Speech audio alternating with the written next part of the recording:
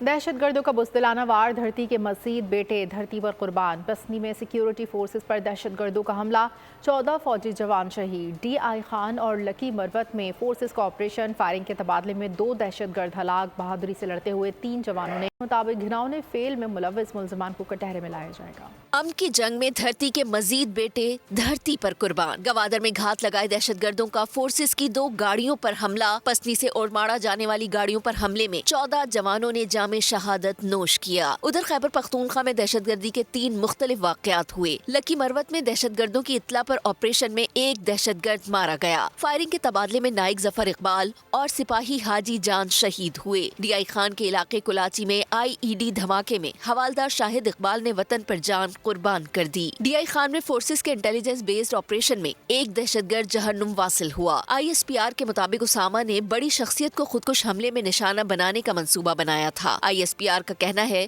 कि फोर्सेस मुल्क से दहशतगर्दी की लानत के खात्मे के लिए पुरअज़्म हैं। घिनौने फेल में मुलव्विस मुल्जिमान को कटहरे में लाया जाएगा। सब्सक्राइब करें और बेल दबाएं ताकि कोई खबर रह न जाए।